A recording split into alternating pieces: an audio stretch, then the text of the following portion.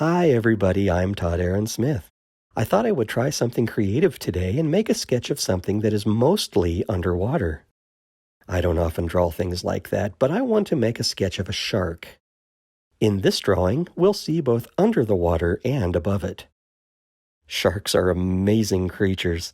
This might seem like a difficult sketch to make, but there are some things we can do to make it easier. Let me show you what I mean. If you see a picture of the finished sketch that I'm making today, don't be intimidated. You can do this one. You really can. I'm starting off by lightly sketching the outline of what I want to do, and that actually might be the hardest part for this drawing. Once you have that where you want it, the rest is really like riding a bike downhill. So, loosely and lightly, outline where the shark should be. That's what I'm doing here, along with a few of the water lines and the basic shore. A lot of what we will see here in this picture will be underwater, like I said. And as we go, I'll show you how to make it look like an underwater scene.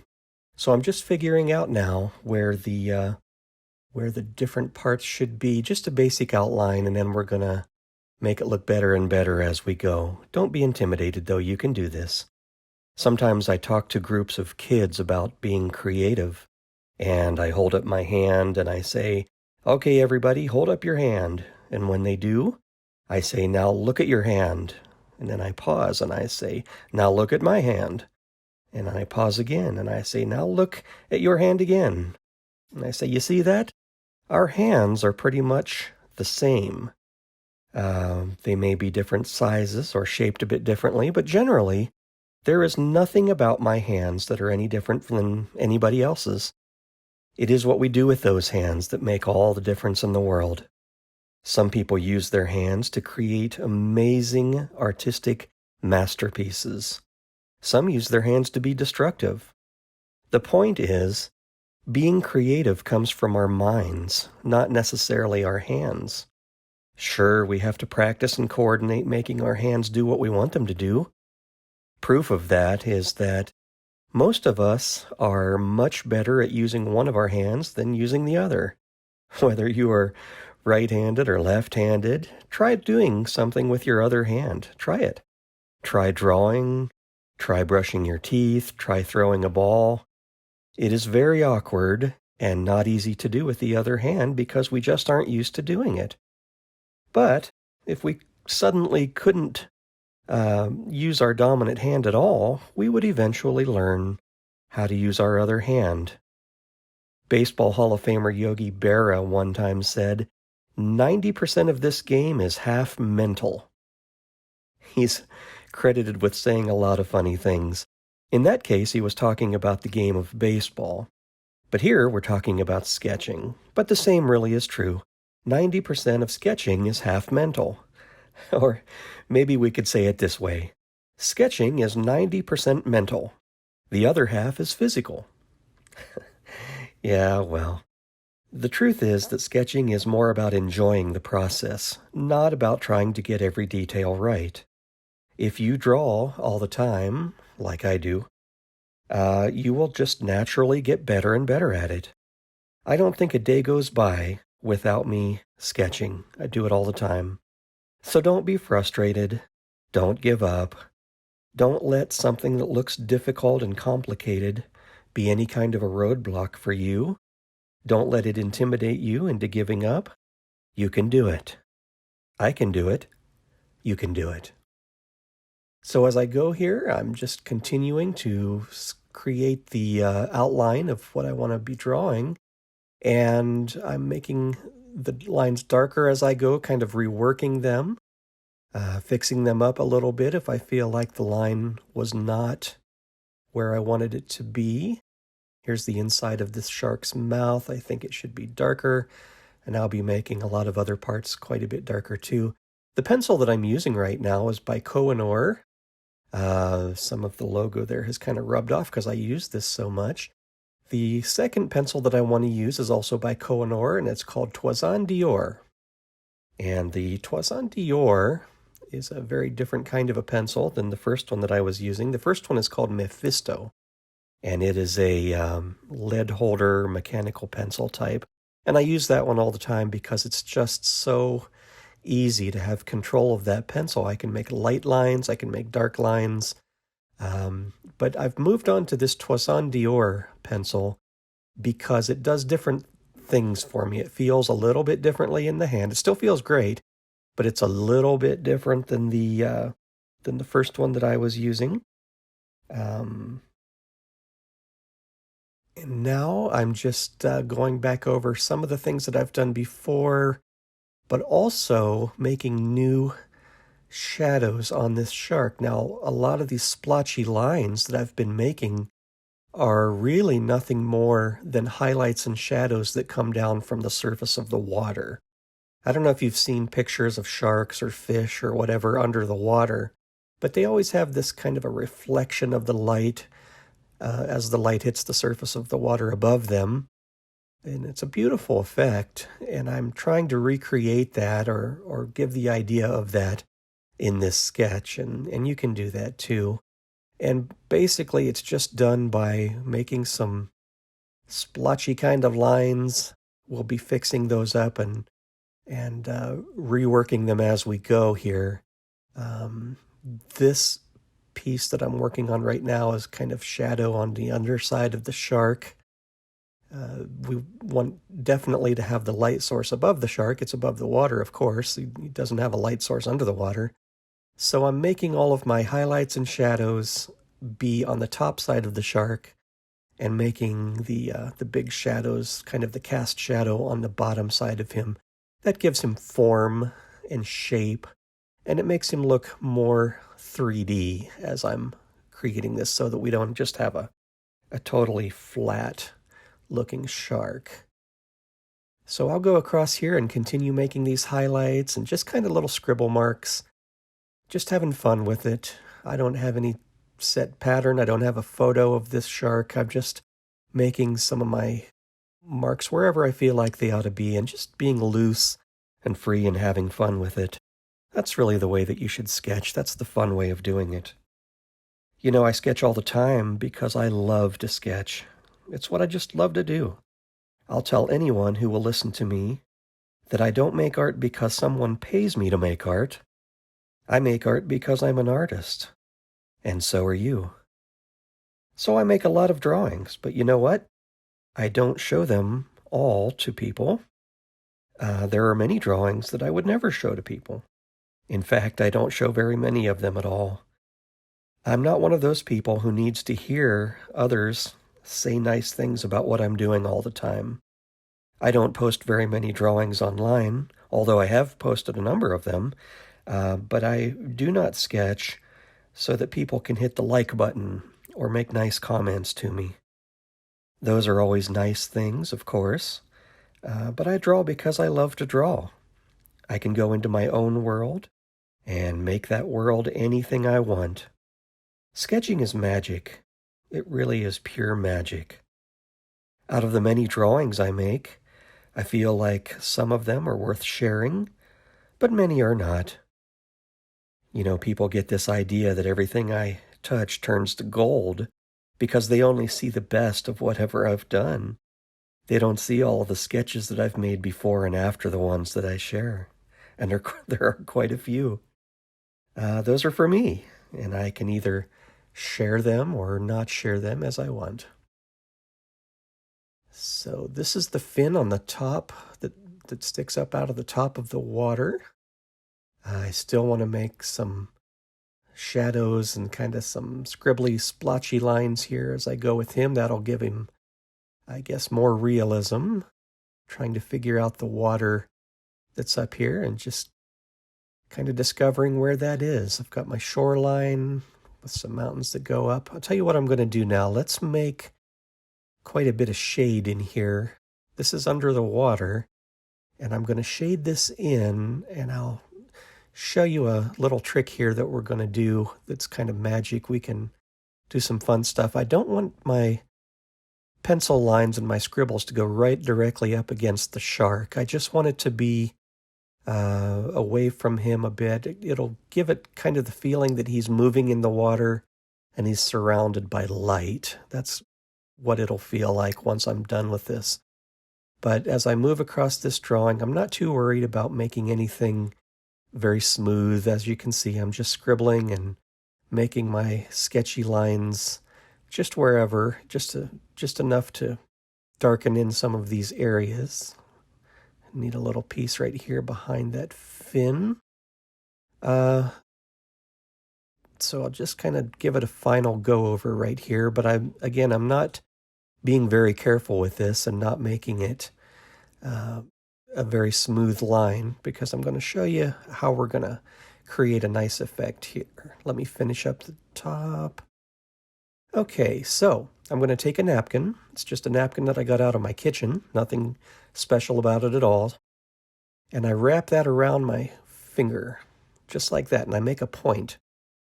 And now, with little circle motions, I can go over this pencil that I've laid down and smooth it out. Look how that blends that pencil. And that's another reason for using that Toison Dior pencil I mentioned to you that I've been using here, is that it blends incredibly well. And that's why I wanted to go to that pencil after the Mephisto that I had been using.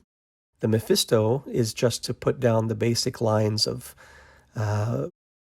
my shape and the shark down here, and just to know where I want to go with this drawing. But now, with the Toison Dior, I'm able to shade the areas that I want to shade just by simply rubbing the pencil and blending it out. Now, there are still some darker lines. As you can see right under where I'm rubbing right now, there's some especially dark ones, and you know what that is? That's a mistake. I have made a little mistake on this. What that is are my fingerprints. When I first started this drawing, I had my hand right there and my fingers stuck right there holding this paper down, and some of the oils in my fingers or whatever got off onto the paper, and now when I put this pencil down, I can see them. It's plain as day, those fingerprints down there. So that's kind of a mistake. What I should have done instead was to put my fingers around the edge. Here's what that looks like on the napkin. It lifts up some of the pencil. Now I wrap it around again and make another point to blend that out a little bit more. Just find a clean part of the napkin.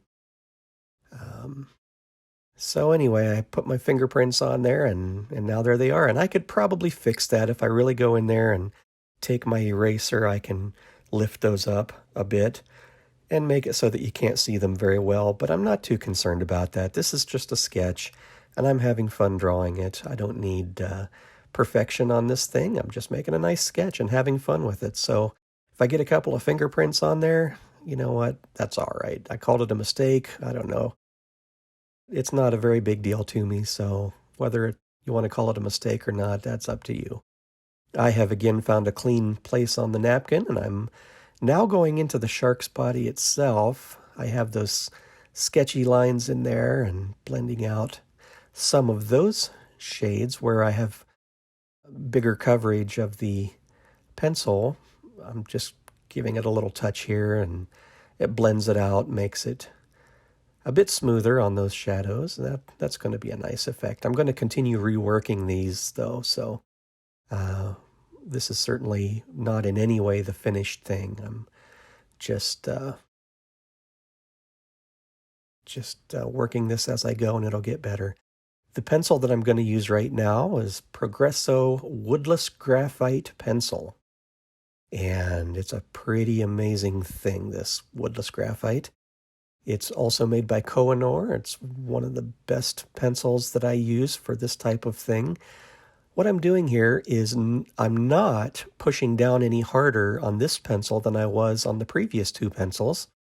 But look at how the shadow is so much darker. This pencil is so much darker of a line, and there are different weights of this pencil as far as lead weights. I mean, there's HB and 2B and 4B and 6B, and the bigger the number, the darker the pencil is going to look when you put it down. But I go over the shadows that I want to be the darkest with this one, and it's just given me a beautiful, beautiful tone all over my shark. Can't say enough good things about this woodless graphite. It's just a wonderful pencil. feels wonderful in my hand, and I just love it. You know, I don't draw with a magic wand. Not really, anyway. I draw with a pencil. Um, just like most other sketch artists do, I draw with a pencil. I will admit, though, that I do often refer to my pencils as magic wands. Not because they have any actual magic qualities, they don't, but because they're good quality pencils. And when I began this sketch, I was using the Mephisto lead holder made by Koh-I-Noor, and that's really my favorite magic wand. But then I used the Toison d'Or, that's another magic wand, and now I'm using the woodless graphite, and that's my third magic wand that I'm using in this drawing.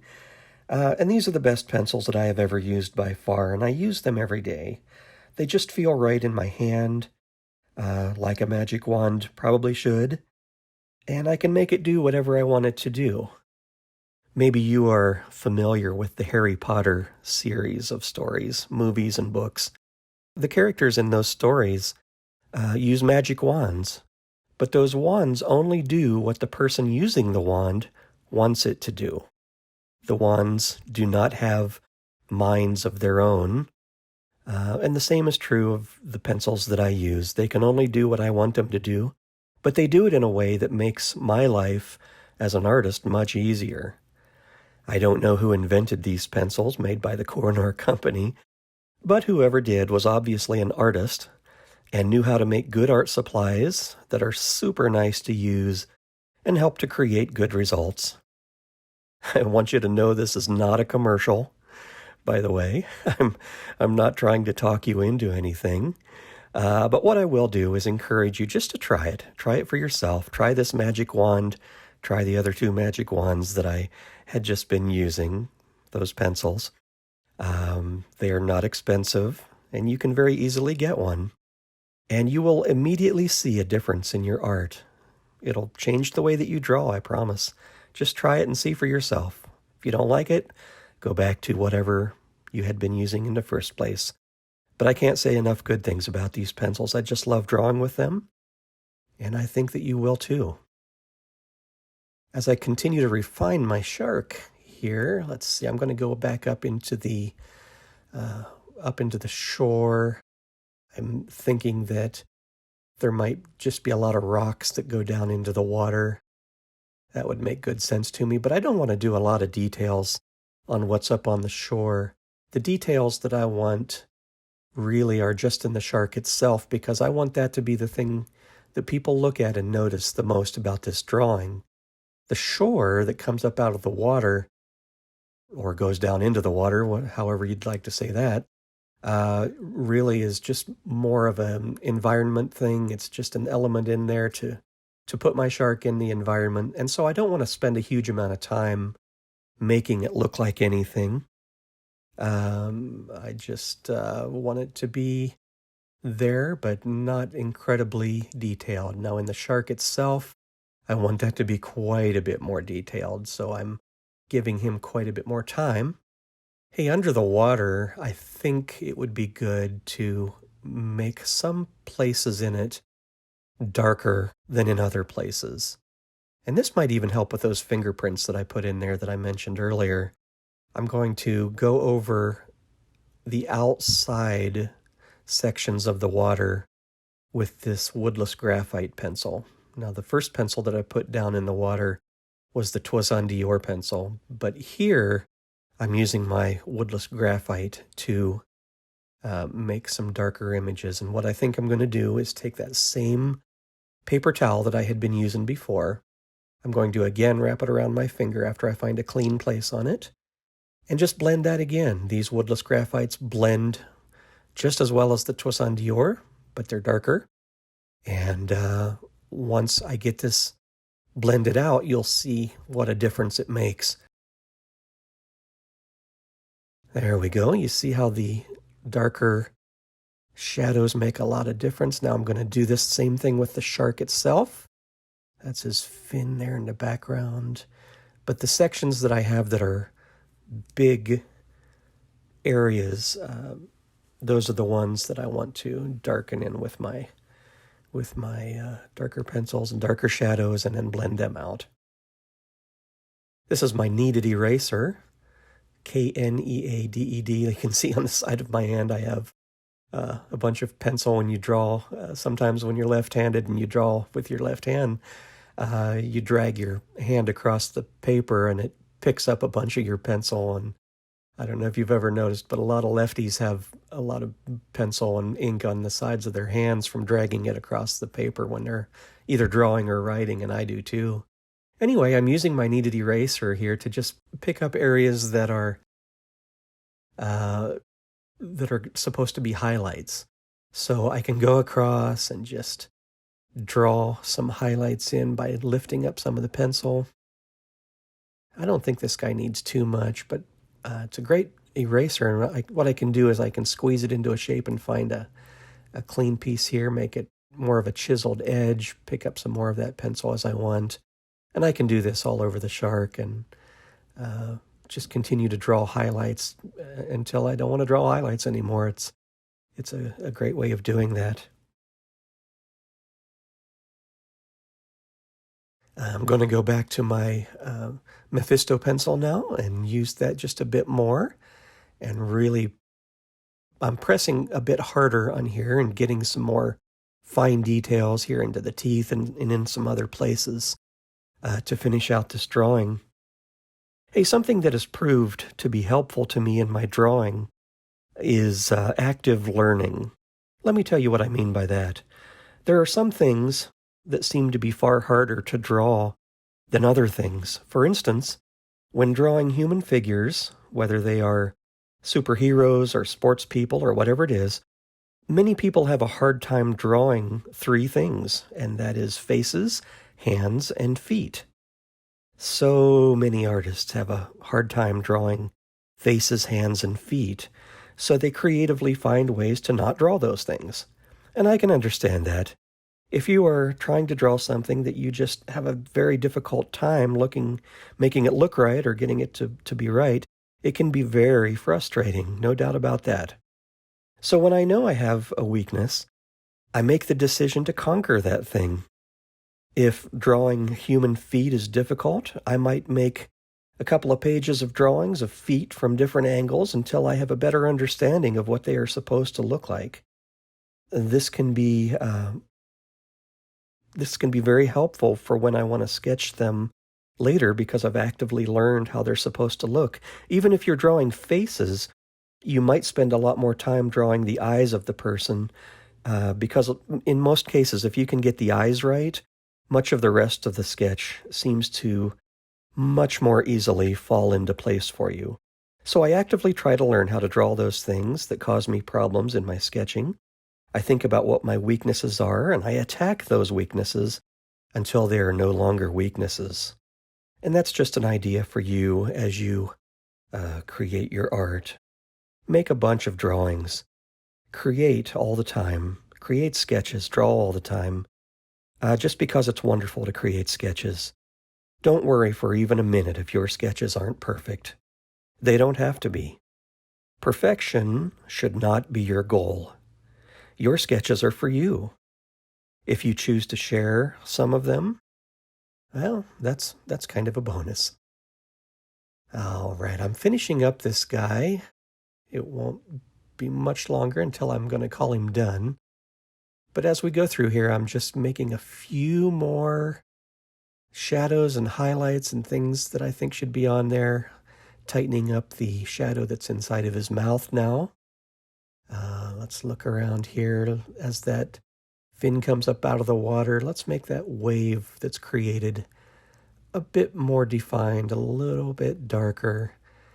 This water here is kind of, I guess that would be the horizon line. It's the only horizon that we have in this picture at all.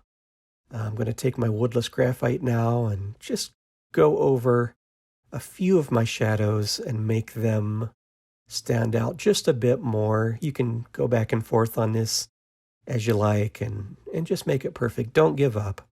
You don't have to give up. You can make a great drawing if you just keep at it. Here we go. Just a few more shadows here on the shark's body. And we are getting close to calling this one done. I'll do a few more on the underside of him.